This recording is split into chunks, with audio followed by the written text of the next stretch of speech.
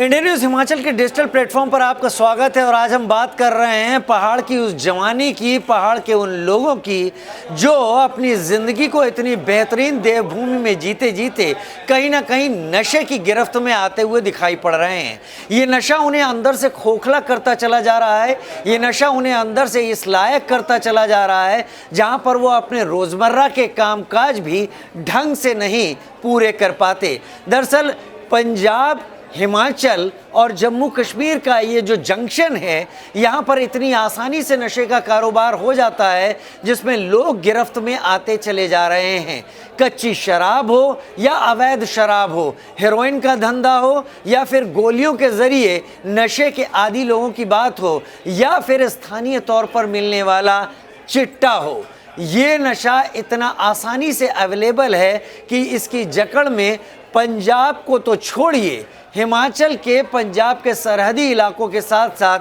दूर दराज के इलाकों में भी युवा इसके शिकार होते चले जा रहे हैं। और जब इसके शिकार हो रहे हैं तो वो इसमें ऐसी गिरफ्त में आ रहे हैं जहां शरीर साथ नहीं दे रहा। कई मामलों में ये भी कहा जा रहा है कि इस नशे की गिरफ्त में आने के बाद ये लोग अपनी ताकत से सीना भी नहीं फुला पाते, अपनी सांस भी नहीं भर पाते। बहुत सारे अपने शरीर के कामकाज ऐसे हैं जो कर पाने में ये लोग असमर्थ हो जाते हैं और पहाड़ का ये युवा इस सब में डूबकर परेशान और बर्बाद होता चला जा रहा है। हालत ये हो गई है कि कई जगहों पर तो बाकायदा नशे के कारोबारियों ने अपने इलाके बना लिए हैं। यहाँ पर आने वाले रास्ते ऐसे हैं जो संकरे हैं और अगर उनसे कोई इन इलाकों की तरफ आगे बढ़ता है तो यहाँ मौजूद कई लोग उस पर नज़र रखते हैं और वो बड़ी आसानी से ये पता कर लेते हैं कि सामने आ रहा शख्स नशे की गिरफ्त में,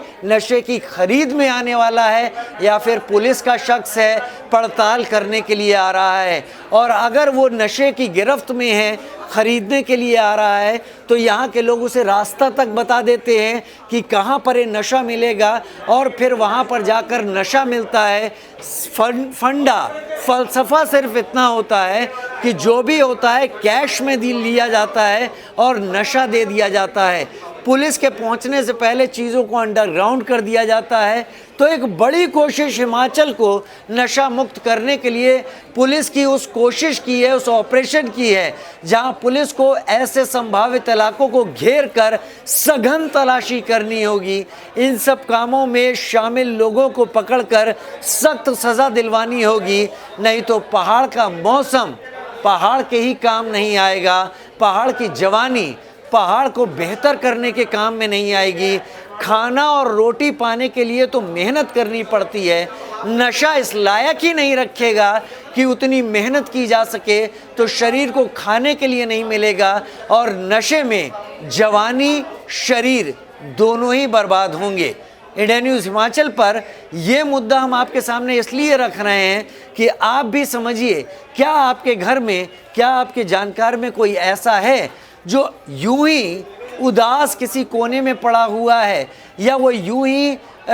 वाइटनर या थिनर का नशा कर रहा है, या चिट्टे का कर रहा है, या कोई दूसरी सस्ती चीज़ का नशा कर रहा है। समय रहते इलाज कराएं, पुलिस को जानकारी दें कि कहाँ से ये चीज़ें मिल रही हैं। उसके जवानी, उसके युवावस्था, उसकी किशोरावस्था को बचाएं,